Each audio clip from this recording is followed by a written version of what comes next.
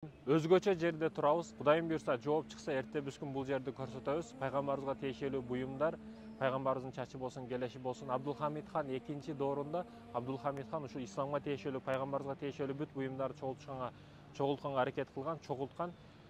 Биз көрсөтөбүз. Бүгүн тийиштүү чараларды көрдүк. Бул оператор балдардын дагы кээ бир буюмдарын киргизгенге болбойт экен. Профессиональный камерада бирдеке деп коет.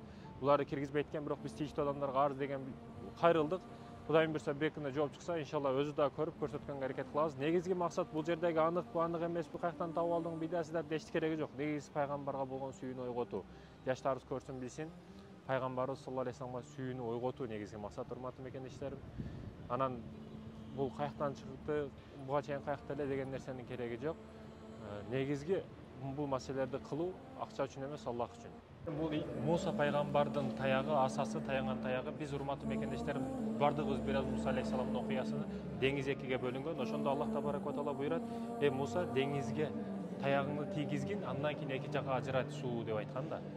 Неге мындай деп айтты дейсиздер, урматтуу мекендешим? Аллах таала анын сөзүнө же таягын тийгизишине муктаж эмес эле. Жөн эле эки жака чачыратып койсо болот эле сууду. Бирок таягын тийгиз деген, бул деген урматтуу мекендешим, биринчи аракет пендеден болсун, сенден болсун деген. Биринчи аракет сен кыласың. Бизде кыргызда өтө жакшы сөз бар: сенден аракет, менден берекет деп Кудай таала ушинтип айтат деген кыргыздарда сөз бар. Бул эң туура сөз, урматтуу мекендешим. Сен аракет кылсаң, Кудай таала бербейт. Бул Муса алейхиссаламдын асасы, таягы. Сен урматтуу мекендешим, биринчи кадамды өзүң ташта. Кудайым сага береке берет, иштериңе, бизнесиңе, бардыгына. Иштерим бул пайгамбарыбыз саллаллаху алейхи вассаламдын мубарак кадам издери. Азыр Топкапы музейиндебиз. Мен үмүт кылат элем, жашоодо негизги үмүтүм, урматтуу мекендешим, албетте пайгамбардын, эч кайсы пайгамбардын кадам изин арзыбайм, урматтуу мекендешим.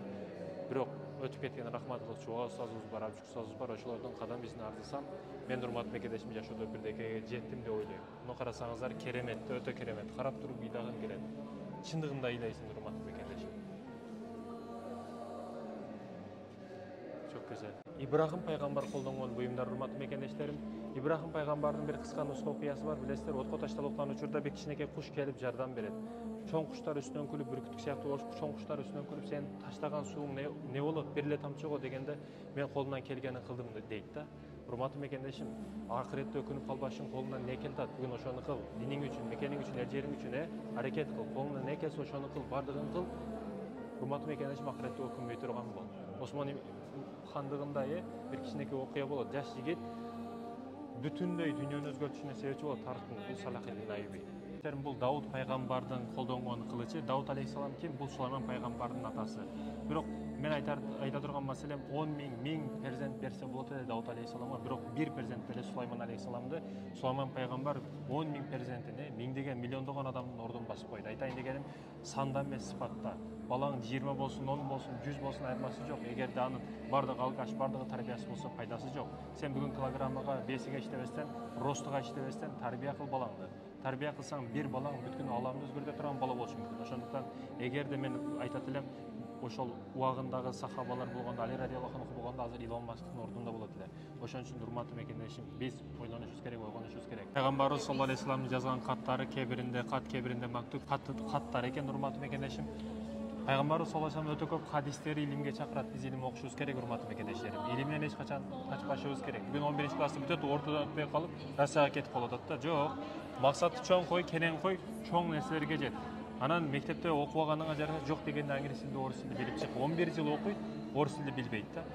Билишиң керек, урматтуу мекендештерим. Кошуна тилдерди, кенен дүйнөнү таанышың үчүн англис тил сөзсүз керек. Ошондуктан өкүнүп каласың, келечегиңди кең кара.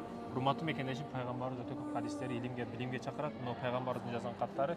Ошондуктан илим оку, урматтуу мекендешим, илим оку. Бул Яхья алейхиссаламдын колу. Айтайын деген маселе, бүгүн биз эгер сизге бир мүмкүнчүлүк берилип, ушу колуңуз кала турган болсо, сиз эмне кылган ишиңиз үчүн колуңуз ушундай жерде калат.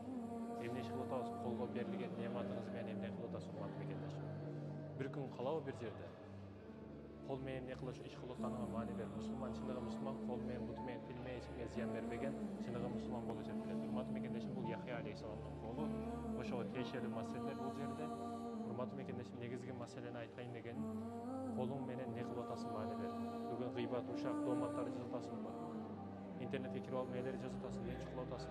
Эмне менен өкүндүрүп кое турган, акыретте өкүнө турган нерсең менен бүгүн эч нерсени жазба интернетке. Комментарий деби башка деби жазба, урматтуу мекендешим. Урматтуу мекендешим, акыреттеги суроо жооптон коркуп, бул дүйнөдө Адамды кылгандан көрө bir адам момун мусулмандын момундун денесиндеги bir түк кылып жаратканың жакшы эле деп айткан сөздөрү бар. Улуулардын бири бул урматтуу мекендешим Абу Бакр радиаллаху анхунун Абу Бакр радиаллаху анху сакал шерифи, сакалы. Бул пайгамбарыбыз саллаллаху алейхи вассаламдын чачы экен.